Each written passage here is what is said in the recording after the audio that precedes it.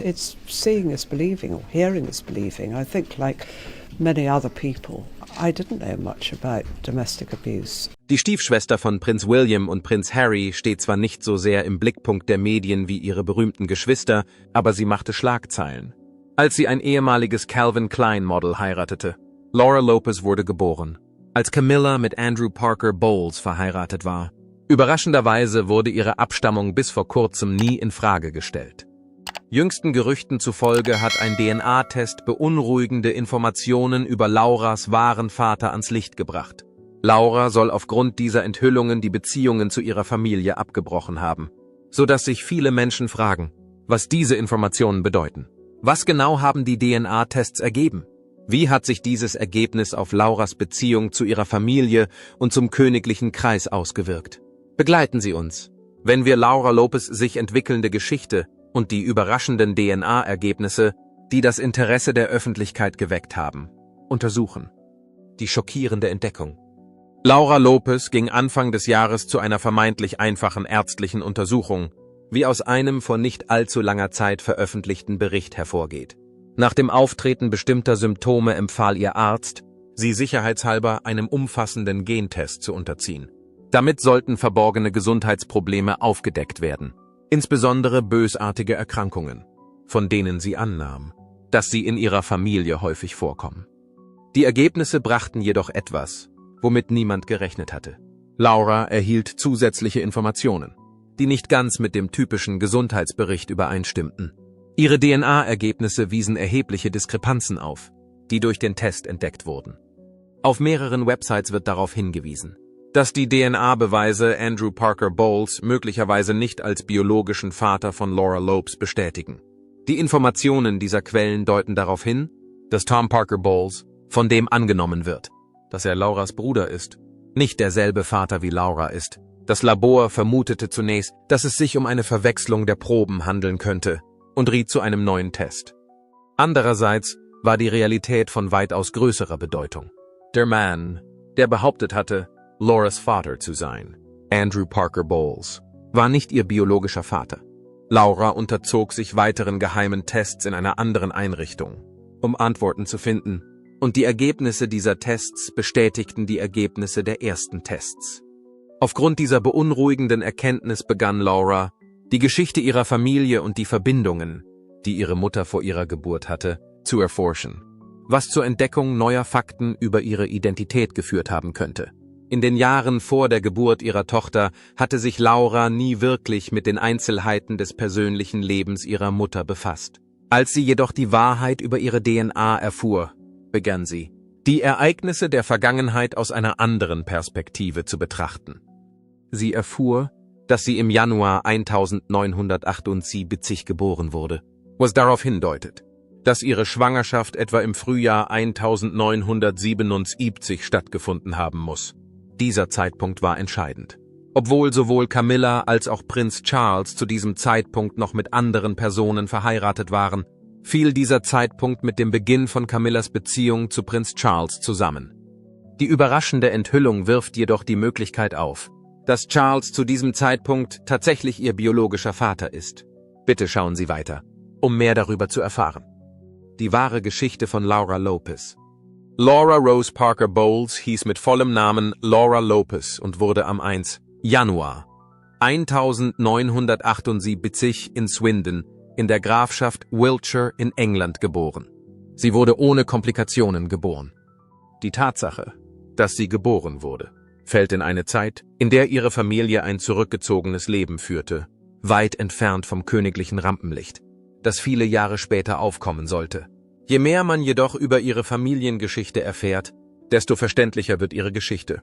Ihre Mutter ist Camilla Rosemary Shand, die heute als Königin Camilla bekannt ist. Und ihr Vater ist Andrew Parker Bowles, der ein angesehener Soldat in der britischen Armee war. Laura wurde nach ihrer Mutter benannt. Ihre Eltern sind Briten und stammen aus gut situierten Familien der britischen Oberschicht. Laura ist bis heute das einzige Mitglied ihrer Familie. Ihr älterer Bruder, Tom Parker Bowles, wurde 1974 geboren. Innerhalb der Familie ist sie das jüngste Mitglied.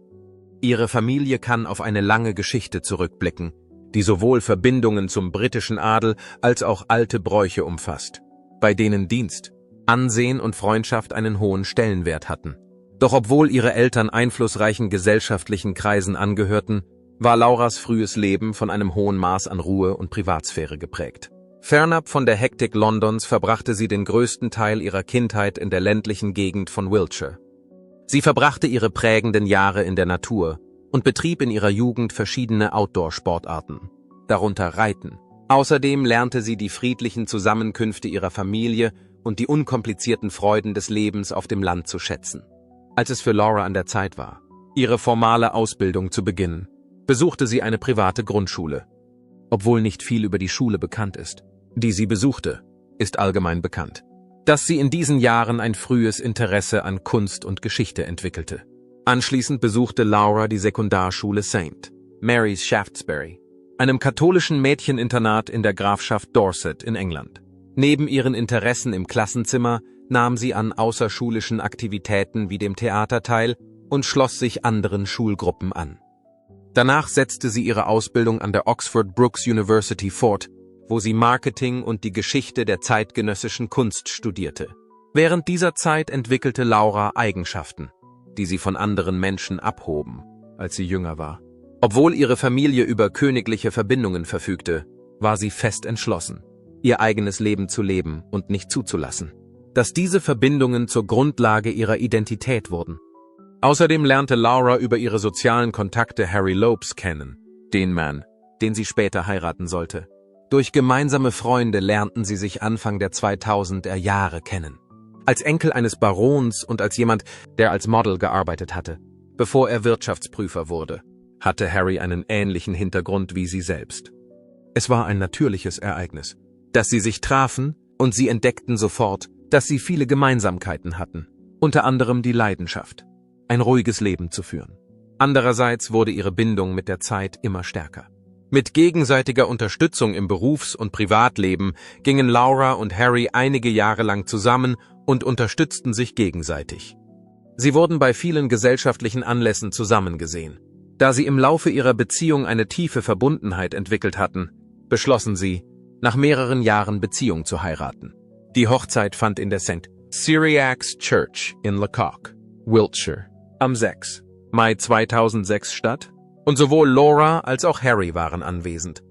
Die meisten der Gäste, die an der Hochzeit teilnahmen, waren Mitglieder der unmittelbaren Familie und enge Freunde. Camilla, Lauras Mutter, und Prinz Charles waren nur einige der Gäste, die an dem Ereignis teilnahmen.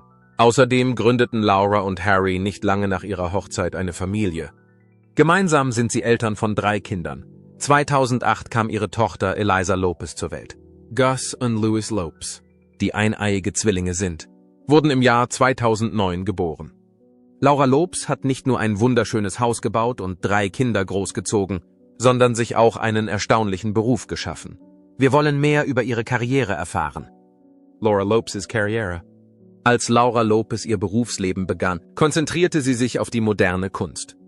Im selben Jahr, in dem sie ihre Tätigkeit aufnahm, wechselte Laura außerdem in eine völlig neue Funktion. Das Magazin Tatler, eine renommierte Zeitschrift, die sich mit der britischen Gesellschaft befasst, stellte sie als Autoreporterin ein. Diese Entscheidung kam für sie unerwartet, da sie nicht direkt mit der Kreativbranche zu tun hatte. Sie zeigte jedoch, wie offen sie für die Aneignung neuer Fähigkeiten war. Die Möglichkeit, im Journalismus und in den Medien zu arbeiten, bot sich ihr durch ihre Tätigkeit als Autoreporterin, in der sie Geschichten über Autos und Lifestyle-Themen verfasste. Darüber hinaus bewies sie, dass sie mehr konnte als nur malen. Sie konnte lesen, recherchieren und mit einer großen Anzahl von Menschen kommunizieren. Auch wenn es sich nur um eine befristete Stelle handelte, sammelte sie wertvolle Erfahrungen, die sie in ihrem zukünftigen Beruf anwenden konnte. Dann machte sie ihren ersten großen Schritt in die Welt der Galerieverwaltung. Die Space Gallery im Londoner Stadtteil Belgravia war der Ort, an dem Laura Mitte der 2000er Jahre als Galeriemanagerin zu arbeiten begann. Dies war ihre Rückkehr in die Welt der Kunst. Und dieses Mal wurde sie mit der Leitung des Tagesgeschäfts der Galerie betraut. Sie pflegte enge Beziehungen zu den Künstlern, half bei der Organisation von Ausstellungen und sorgte dafür, dass alles reibungslos ablief. Eine Gruppe von Kunstliebhabern, die auf der Suche nach neuen Talenten und zeitgenössischen Ideen sind, war das Zielpublikum der Space Gallery, die sich in Belgravia befindet, das für seine zahlreichen Einwohner und kulturellen Veranstaltungen bekannt ist. Der Job, den Laura hier ausübte, bot ihr die Möglichkeit, praktische Erfahrungen im Management sowohl der kreativen als auch der geschäftlichen Aspekte eines Kunstraums zu sammeln. Das war noch nicht das Ende von Lauras Geschichte. Im Oktober 2005 war sie eine der Mitbegründerinnen ihrer Galerie in London, 11 Fine Art. In ihrer Position als Leiterin der Galerie übernahm sie die volle Verantwortung für alle Abläufe. Obwohl die Eröffnung einer neuen Galerie nie eine leichte Aufgabe ist, hatte Laura bereits genügend Erfahrung gesammelt, um zuversichtlich zu sein, dass sie dieses Unterfangen erfolgreich meistern würde. Das Ziel von 11 Fine Art war es, sowohl aufstrebende als auch in der Kunstwelt bereits bekannte Künstler zu präsentieren. Ziel war es, einen Ort zu schaffen, an dem eine Vielzahl von zeitgenössischen Kunstschaffenden ohne Barrieren gehört und geschätzt werden konnte. Die innovative Strategie der Galerie und die Auswahl der Künstler, die sie ausstellte, führten dazu, dass sie viel Beachtung fand. Laura war von 2005 bis 2015 10 Jahre lang Galeriedirektorin bei 11 Fine Art. In dieser Zeit war sie für die Organisation einer Reihe von Kunstveranstaltungen verantwortlich und knüpfte solide Kontakte zu Künstlern und Sammlern. Neben der Präsentation von Kunstwerken war es ihre Aufgabe, Künstlern eine Plattform zu bieten, um sie bei der Entwicklung ihrer Karriere zu unterstützen. Viele der Künstler, die ihre Werke bei 11 Fine Art ausstellten, erlangten später in ihren jeweiligen Bereichen größere Bekanntheit. Die Galerie hatte den Ruf, kreative Ausdrucksformen zu fördern und Ausstellungen zusammenzustellen, die intelligent und gut durchdacht waren. Dank Lauras Führung konnte sich die Galerie über einen so langen Zeitraum im hart umkämpften Londoner Kunstumfeld behaupten. Laura zog 2015 in ein neues Unternehmen um, mit der Absicht, weiterhin neue Konzepte zu erforschen. Im selben Jahr gehörte sie zu den Mitbegründern eines Modegeschäfts in der Stadt Hungerford, das den Namen Mojo & McCoy trug. Obwohl diese kleine Stadt nicht so bekannt ist wie London, pflegen die Einwohner eine ausgeprägte Einkaufskultur. Das Geschäft verkaufte eine Vielzahl von Produkten, darunter Kleidung, Geschenke und Dinge für den Haushalt. Stil und Anziehungskraft trugen zu seinem Aufstieg bei. 8 Jahre lang bediente die Boutique sowohl die lokale Bevölkerung als auch Touristen.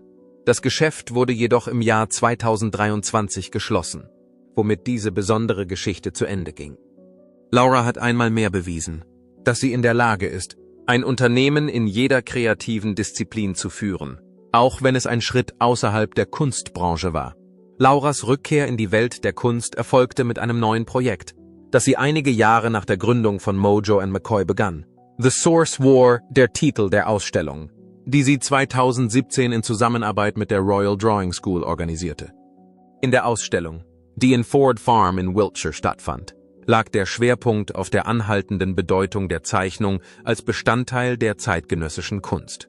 Es ist bekannt, dass die Royal Drawing School Künstler unterstützt, die mit traditionellen Techniken arbeiten. Und Lauras Präsentation war wichtig, um die Aufmerksamkeit der Öffentlichkeit auf ihre Arbeit zu lenken, um den Menschen vor Augen zu führen, dass die Zeichnung nach wie vor eine wichtige Rolle im kreativen Prozess spielt, wurden in der Ausstellung die Werke verschiedener Künstler gezeigt. Darüber hinaus zeigte das Projekt Lauras ständiges Interesse an der Kombination neuer und alter Designelemente in ihrer Arbeit. Lauras Herangehensweise an die Kuratierung der von ihr organisierten Ausstellungen war ebenso wichtig wie die Performances selbst.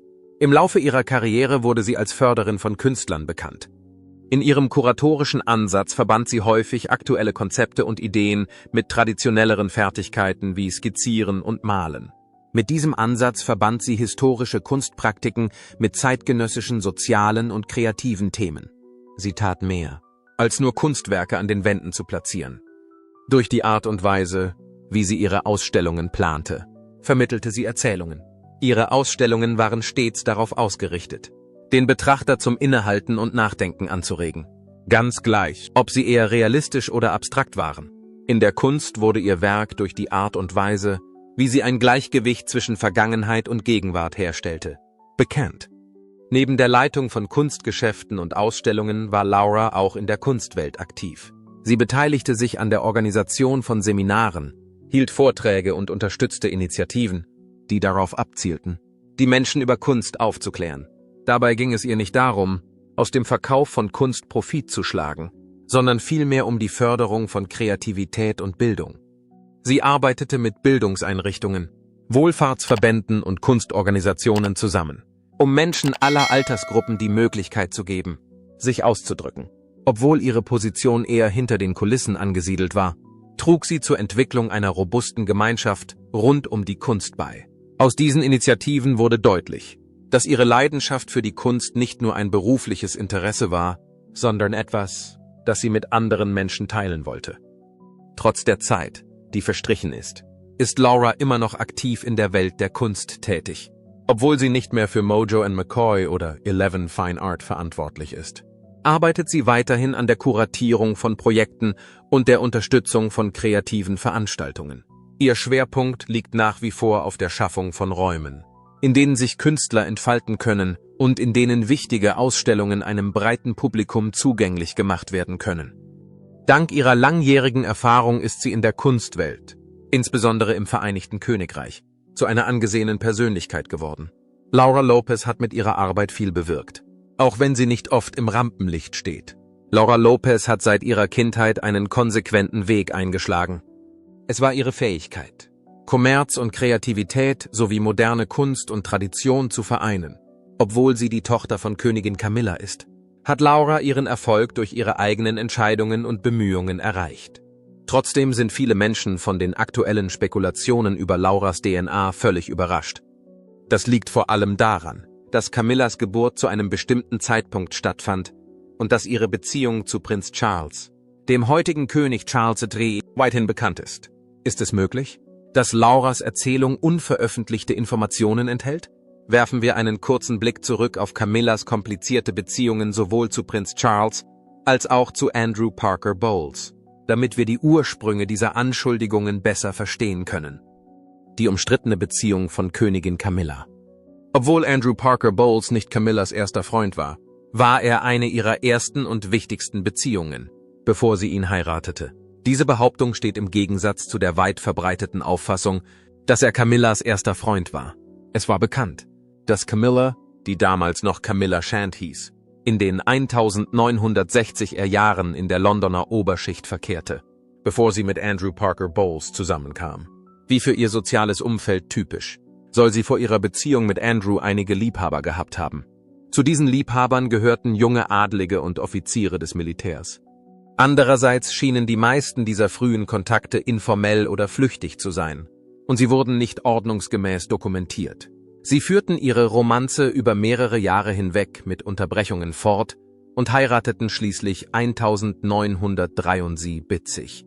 Andrew Parker Bowles erwies sich als ihr erster Liebhaber, der eine längere Zeit blieb und in der Öffentlichkeit präsent war.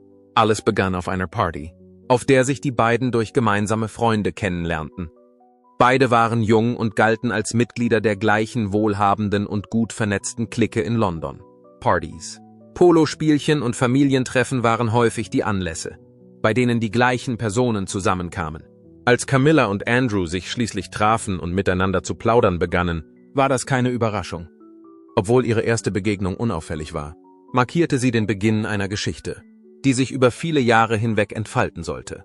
Infolgedessen begannen sie Ende der 1960er Jahre miteinander auszugehen. Ihre Beziehung war jedoch nicht von Dauer, was mehrere Personen in ihrer unmittelbaren Umgebung bemerkten. Es war allgemein bekannt, dass Andrew Parker mit einer Vielzahl von Frauen zusammen war. Obwohl sie zusammen waren, zeigte er sich nicht immer loyal. Camilla fühlte sich weiterhin stark zu ihm hingezogen. Obwohl er ihr Ausreden lieferte, um sie zu verlassen, empfand sie eine tiefe Zuneigung zu ihm. Obwohl ihre Beziehung zahlreiche Höhen und Tiefen durchlief, trennten sich ihre Wege in diesen Jahren nie ganz. Camillas Vergangenheit hingegen machte sie zu einer idealen Kandidatin für eine Person wie Andrew. Sie stammte nicht nur aus einer angesehenen Familie, sondern hatte auch einen Hintergrund, der es ihr ermöglichte, sich in königlichen und militärischen Kreisen wohlzufühlen. Man hatte den Eindruck, dass sie höflich und intelligent war und sich bestens in das gesellschaftliche Leben der Reichen und Mächtigen einfügte. Aufgrund der Tatsache, dass Andrew aus einer Familie stammte, waren viele Menschen der Meinung, dass eine Heirat der beiden gut geeignet und angemessen wäre. Sie konnten die Dinge für sich selbst einfacher gestalten, weil ihre Familie mit ihrer Beziehung einverstanden war.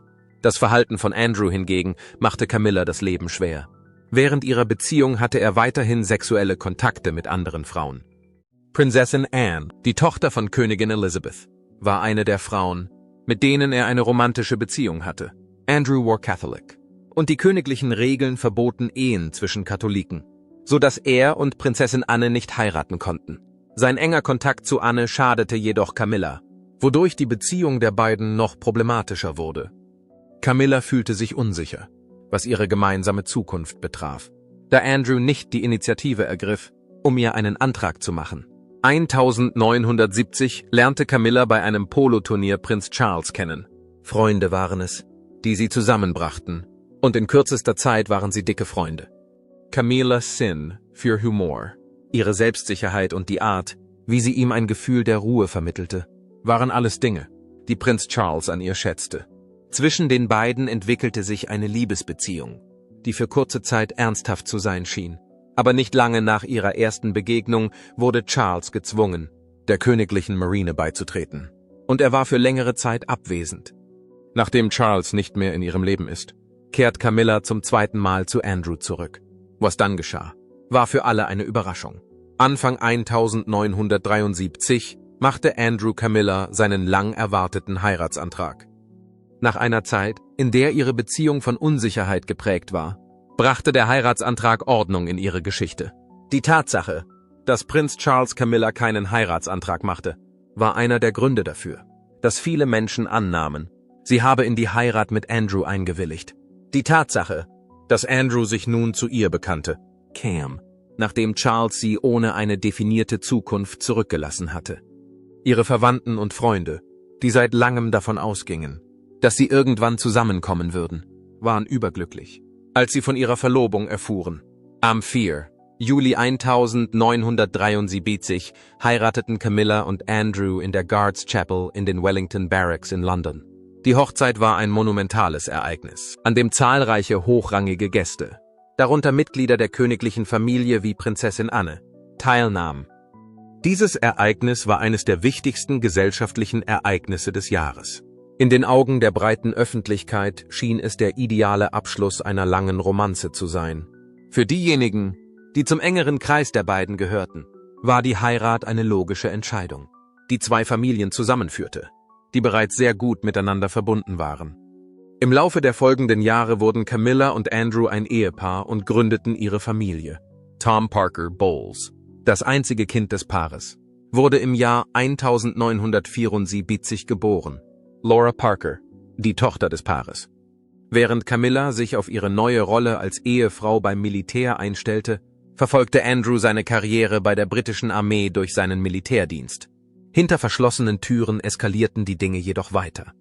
Sowohl Camilla als auch Andrew hatten Affären. Ihre Bekannten scheuten sich nicht, über Andrews außereheliche Aktivitäten zu sprechen. Und Camillas emotionale Bindung an Prinz Charles blieb während des gesamten Prozesses stark. Die Kluft, die Camilla und Andrew trennte, wurde im Laufe der Zeit immer unübersehbarer. In der Öffentlichkeit gelang es ihnen, den Schein zu wahren. Doch hinter verschlossenen Türen stand ihre Ehe unter großem Druck. In dieser Zeit festigte sich auch Camillas Beziehung zu Prinz Charles. In der zweiten Hälfte der 1980 Jahre lebte die Freundschaft der beiden wieder auf, was schließlich zu einer sexuellen Beziehung zwischen ihnen führte. Camillas häusliche Probleme wurden dadurch sehr viel schwerwiegender, und dies spielte auch eine wichtige Rolle bei den Schwierigkeiten, die Prinz Charles in seiner romantischen Beziehung zu Prinzessin Diana hatte.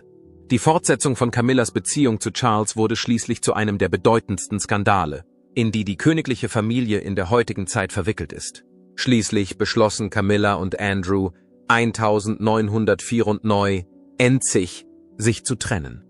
1995 war das Jahr, in dem die Scheidung der beiden vollzogen wurde und ihre 22-jährige Ehe endete. Mit Camillas Scheidung von Andrew Parker Bowles im Jahr 1995 und Charles' Scheidung von Prinzessin Diana im Jahr 1996, die beide im selben Jahr stattfanden, änderte sich die Situation zwischen ihnen. Da sie nicht mehr mit anderen verheiratet waren, war es für sie viel einfacher, wieder miteinander in Kontakt zu treten. Sie brauchten ihre Beziehung nicht mehr zu verbergen. In dieser Zeit begannen sie, gemeinsam zu intimen Anlässen zu gehen und ihre Beziehung allmählich wiederherzustellen. Ende der 1990er Jahre begannen Charles' Bemühungen, Camilla in sein öffentliches Leben einzubeziehen.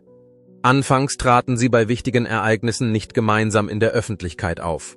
Stattdessen wurden sie bei privaten Feiern und in kleineren Gruppen beobachtet. Um nicht zu viel Aufmerksamkeit auf sich zu ziehen, vermieden sie es häufig, gemeinsam fotografiert zu werden. Doch trotz der Vorsichtsmaßnahmen war Königin Elizabeth mit dem Beginn des Prozesses nicht zufrieden. Insbesondere war sie besorgt darüber, wie die Öffentlichkeit auf die Vorgeschichte von Charles' Romanze reagieren würde, vor allem nach dem Tod von Prinzessin Diana im Jahr 1997. Sie fühlte sich unzufrieden mit der Vorgeschichte der Affäre. Charles und Camilla, die wussten, dass sie darauf achten mussten, wie andere ihre Beziehung sahen, fanden es noch schwieriger, mit der Missbilligung der Königin umzugehen.